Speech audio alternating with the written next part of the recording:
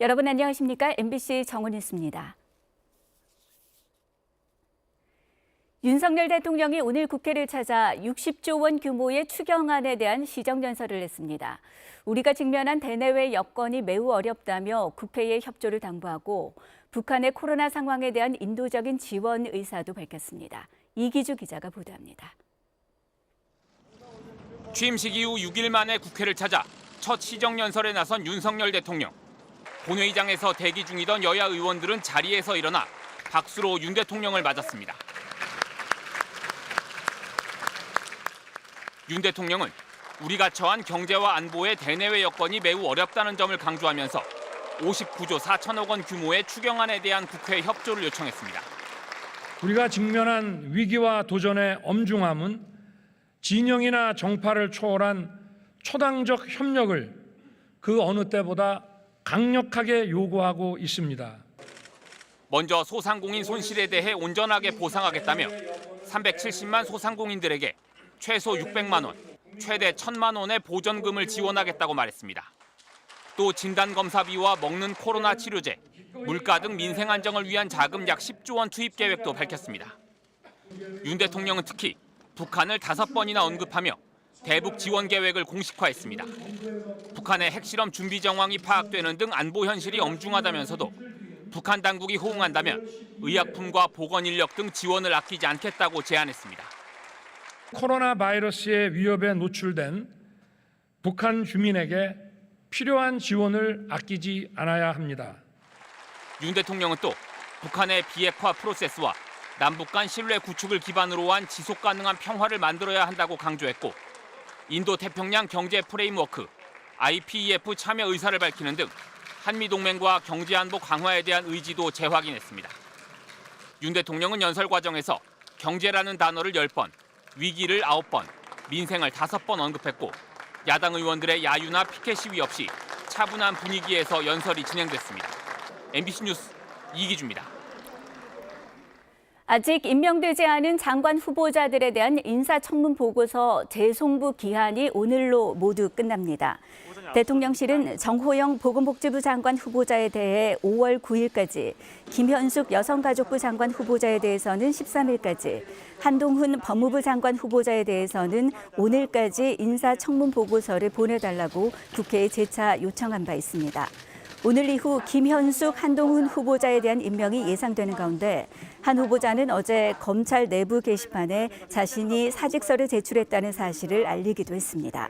현재 18개 정부 부처 중에 14개 부처 장관이 임명된 상태입니다.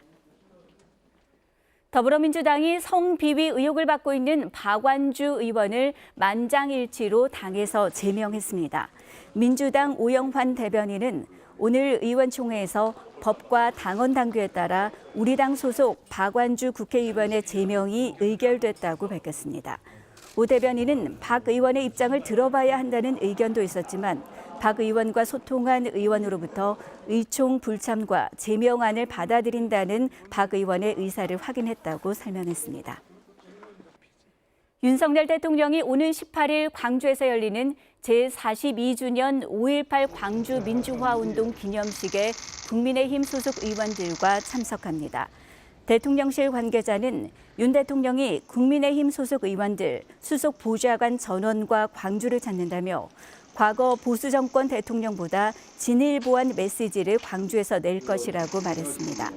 이 관계자는 또 윤 대통령이 참석자들과 함께 임을 위한 행진곡도 제창하고 5.18 단체 유족들과 차담회도 가질 예정이라고 덧붙였습니다. 올해 5.18 기념식은 지난 10일 취임한 윤 대통령이 참석하는 첫 국가기념일 행사로 이 자리에서 후보 시절 공약이었던 5.18 정신의 헌법 전문 수록에 대한 구상도 밝힐 것으로 보입니다. 치솟는 물가에 서민들의 시름이 깊어지고 있는데요. 새 정부 경제수장과 한국은행 총재가 첫 공식 회동을 가졌습니다. 경제 상황이 엄중한 만큼 수시로 만나 긴밀한 정책 조합을 만들겠다고 밝혔습니다. 고은상 기자가 보도합니다. 추경호 경제부총리와 한국은행 이창용 총재가 오늘 오전 취임 후 처음으로 공식 회동을 가졌습니다. 안으로는 물가 상승세가 심상치 않고 밖으로는 우크라이나 사태 장기화에 미국 등 주요 국가의 긴축으로 경기 불확실성이 매우 큰 상황에서 이루어진 첫 회동입니다. 지금 현재 경제 상황이 굉장히 엄중합니다. 정책 수단은 상당히 제약돼 있는 그런 상황이기 때문에 세계적인 긴축 흐름에 따라 한국도 기준금리를 더 올려야 하는 상황이지만 1,900조 원에 육박하는 가계부채가 발목을 잡고 있습니다. 금리가 오르면 자영업자와 서민들의 고통이 커지기 때문입니다. 이에 대해 한국은행 총재와 경제부총리는 수시로 만나 최적의 정책 조합을 만들어 가겠다고 밝혔습니다. 저와 부총리께서 수시로 만나서 이렇게 만나는 것이 뉴스가 되지 않을 정도로 의견을 나누자는 말씀에 전적으로 공감하고요. 이 총재는 또 한꺼번에 기준금리를 0.5%포인트 올리는 빅스텝에 대해선 가능성을 완전히 배제할 단계는 아니라고 밝혔습니다. 이 총재는 지난 4월 상황까지 봤을 때는 빅스텝을 할 필요 없는 상황이지만 앞으로 물가가 얼마나 더 올라갈지 종합적으로 데이터를 보면서 판단해야 한다고 설명했습니다. MBC 뉴스 고은상입니다. 코로나 유행 감소세가 이어지면서 신규 확진자가 104일 만에 10,000명대로 떨어졌습니다. 정부는 이번 주부터 확진자 격리 의무를 해제할지를 집중적으로 논의합니다. 정영훈 기자가 보도합니다. 오늘 코로나19 신규 확진자는 전날보다 12,000여 명 줄어든 13,296명. 확진자가 10,000명대로 떨어진 건 오미크론 확산 초기인 지난 2월 1일 이후 104일 만입니다. 위중증 환자도 345명으로 7일 연속 300명대에 머물렀습니다. 사망자는 전날보다 13명 줄어든 35명. 이 가운데 80살 이상이 절반을 차지했습니다. 유행 감소세가 이어지면서 정부는 이번 주부터 확진자의 격리 의무를 해제하는 일상회복 안착기 진입 시점을 본격적으로 논의합니다. 방역당국은 이번 주 유행 상황을 종합적으로 검토한 뒤 오는 20일쯤 격리 의무 해제 여부를 공식 발표할 것으로 보입니다. 현재 추세대로라면 예정대로 23일을 전후해 안착기로 전환할 것으로 예상됩니다. 한편 정부가 먹는 치료제 처방 대상을 확대하기로 하면서 오늘부터 기저질환이 있는 12살 이상 확진자도 팍스로비드 처방을 받을 수 있고 병원 신속 항원 검사만으로도 처방이 가능해졌습니다. MBC 뉴스 정영훈입니다. 북한에서 코로나19에 감염된 것으로 추정되는 신규 발열 환자 수가 40만 명에 육박하고 있습니다. 이런 상황에서도 의약품 공급이 원활하지 못하자 김정은 국무위원장은 인민군을 투입하라는 특별 명령을 내렸습니다. 박진준 기자가 보도합니다. 조선중앙통신은 북한의 어제 코로나19 신규 발열자가 39만여 명, 사망자는 8명으로 집계됐다고 밝혔습니다. 전날과 비교하면 발열자 수는 29만 6천여 명에 비해 10만 명 더 늘어났고 사망자는 절반 수준입니다. 이에 따라 북한의 코로나19 감염으로 인한 공식 누적 사망자 수는 50명으로 늘었습니다. 통신은 김정은 국무위원장이 정치국 협의회를 주재한 자리에서 의약품이 제때 공급되지 못하고 있다고 질타하고 인민군을 투입해 의약품 공급을 안정시키라는 특별 명령을 내렸다고 전했습니다.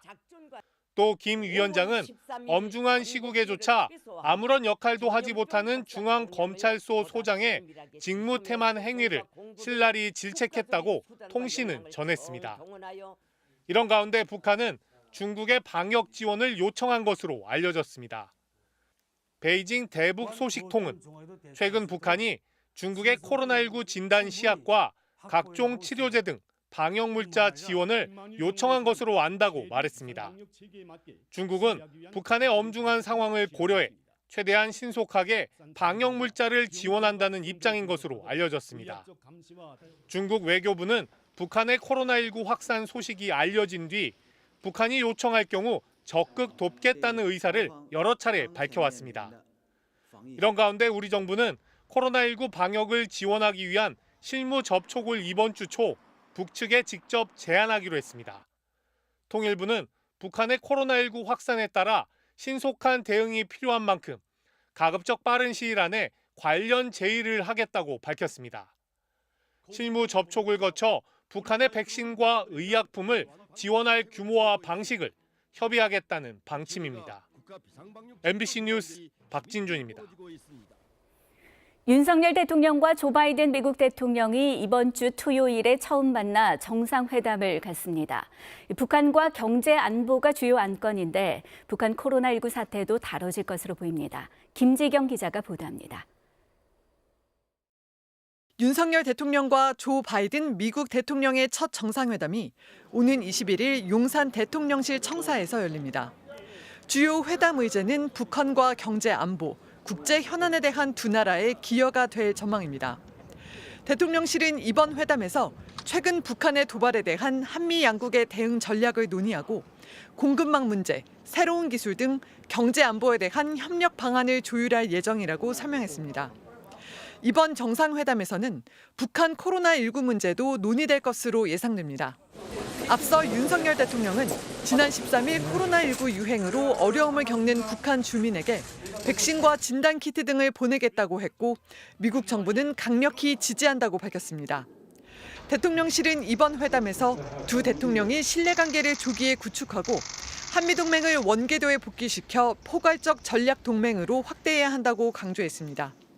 과거 이명박 박근혜 정부에서 추진했던 포괄적 전략 동맹과 어떻게 다르냐는 질문에는 시대와 국제 상황의 변화에 따라 한미가 함께할 수 있는 일을 확대하겠다는 뜻이라며 자세한 설명은 하지 않았습니다. 이번 회담은 대통령실이 용산으로 이전한 뒤 열리는 첫 한미 정상회담으로 회담과 기자회견이 모두 용산 청사 안에서 진행됩니다.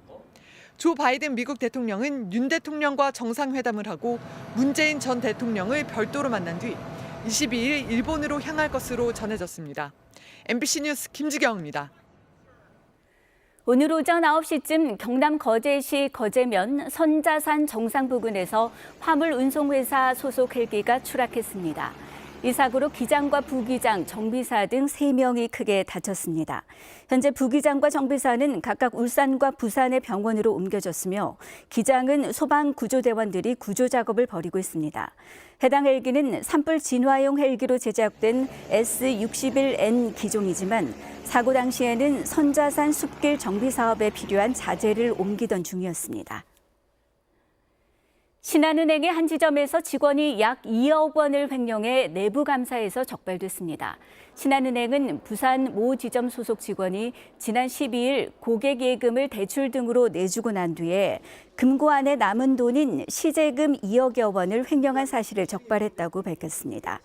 신한은행은 또 사내 감사부에서 현재 조사 중이며 이미 전 지점을 대상으로 점검을 진행했다며 현재 범인으로 지목된 직원에 대해서도 내부 조사 중이라고 설명했습니다. 러시아와 국경을 맞대고 있는 핀란드와 스웨덴이 북대서양 조약기구 나토 가입 수순에 본격 돌입했습니다. 서방 세력의 확장을 막으려고 우크라이나를 침공한 러시아가 역공을 맞은 셈인데요. 러시아는 중립주의 포기는 실수가 될 거라고 경고하면서 일단 핀란드의 전력 공급을 중단했습니다. 정동훈 기자가 보도합니다. 러시아와 무려 1,300km에 걸쳐 국경을 맞대고 있는 북유럽 국가 핀란드. 현재 시간 15일 북대서양 조약기구 나토에 가입 신청서를 내기로 결정했다고 밝혔습니다. 우크라이나 침공 이후 나토 가입 찬성 쪽으로 여론이 급격히 기울면서 74년 만에 중립국 포기를 선언한 겁니다. We have today a historic day. Finland will maximize its security. 스웨덴 집권당인 사회민주당도 정부의 나토 가입을 지지하기로 결정했습니다. 다만 핵무기 배치나 영토 내 나토 장기 주둔은 거부한다는 단서를 달았습니다. 양국의 나토 가입 시 나토와 맞대는 경계가 2배로 늘어나게 되는 러시아는 즉각 군사적, 기술적 조처를 포함해 대응에 나설 것이라고 경고했습니다. 크렘린궁은 푸틴 대통령이 직접 핀란드 대통령에게 전화로 중립주의 정책 포기는 실수가 될 것이라는 말을 했다고 전했습니다. НАТО и приближение военной инфраструктуры альянса к нашим границам не делает мир. 실제로 이날 러시아 국영 에너지 기업은 핀란드에 전력 공급을 중단했습니다. 표면상 이유는 전력 요금 미납이었지만 나토 가입 추진에 대한 압박 차원으로 보인다고 외신들은 분석했습니다. 여기에 대다수 회원국들과 달리 양국의 나토 가입에 부정적 입장을 보여온 터키도 막판 변수가 될 전망입니다. 스웨덴은 빠르면 16일, 핀란드도 이번 주 중에 가입 신청서를 낼 것으로 예상되는데 가입은 기존 30개 회원국이 만장일치로 찬성해야 가능합니다. MBC 뉴스 정동훈입니다. 김수진입니다. PGA 투어 AT&T 바이런 넬슨 대회에서 이경훈이 2년 연속 우승을 달성했습니다. 이경훈은 미국 텍사스에서 열린 대회 마지막 날 4라운드에서 9언더파를 몰아쳐 최종 합계 26언더파로 미국의 스피스를 한타 차로 제치고 우승했습니다. 지난해 이 대회에서 PGA 투어 첫 우승을 차지했던 이경훈은 한국 선수로는 처음으로 PGA 투어 2연패를 달성했습니다. 1944년 창설된 이 대회에서 2연패 이상을 달성한 선수는 이경훈을 포함해 잭 니클라우스와 톰 왓슨 등 4명뿐입니다. 이어서 이 시각 증권시황과 날씨입니다. 삼성증권입니다. 중국의 4월 소매 판매와 산업 생산 지표가 상하이 봉쇄 충격으로 직격탄을 맞으면서 크게 감소했다는 발표에 코스피 지수가 하락 전환하며 소폭 내리고 있습니다. 외국인과 기관이 물량을 내놓으면서 지수 하락을 주도하고 있습니다. 반면 코스닥 시장은 오전장 상승 흐름 그대로 이어가고 있습니다. 이 시각 현재 코스피는 전거래일보다 4.68포인트 하락한 2,599.56포인트로 코스닥은 4.76포인트 상승한 857.84포인트로 움직이고 있습니다. 투자 주체별 매매 동향을 보면 코스피 시장에서는 개인 홀로 물량을 담고 있습니다.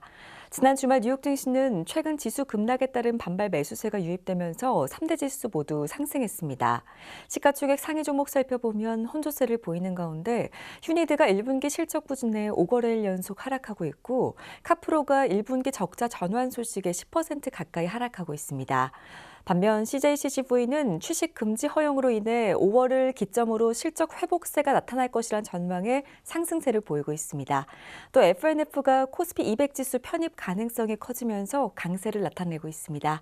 이 시각 현재 중국 증시는 하락하고 있고 일본 증시는 상승하고 있습니다. 지금까지 삼성증권이었습니다. 오늘도 맑고 따뜻한 봄 날씨가 이어지고 있습니다. 벌써 서울의 기온이 20도를 웃돌고 있는데요. 한낮에는 23도 안팎까지 오르면서 어제만큼 기온이 오르겠습니다. 이번 주는 갈수록 더 더워지겠습니다. 내일과 모레는 26도 안팎까지 오르겠고요. 목요일에는 27도까지 오르면서 덥겠습니다. 또 대기는 무척 메말라 있습니다. 현재 수도권을 비롯한 전국 곳곳에 건조주의보가 내려져 있는데요. 차츰 강원 산지를 중심으로 바람도 강하게 불겠습니다. 불이 나지 않도록 각별히 유의하셔야겠습니다. 오늘 전국이 대체로 맑겠고 대기질도 무난하겠습니다. 오후 한때 강원 영서와 경북 북동 산지를 중심으로는 빗방울이 살짝 떨어질 수 있겠습니다. 자세한 낮 기온 보시면 서울 23도, 춘천 25도, 대전 25도, 대구 26도로 어제와 비슷하거나 조금 높겠습니다. 이번 주는 대체로 맑은 가운데 갈수록 기온이 더 오르겠습니다. 주 후반에는 서울의 낮 기온이 28도 선까지 오를 전망입니다. 되셨습니다. MBC 정은희 뉴스를 마칩니다. 고맙습니다.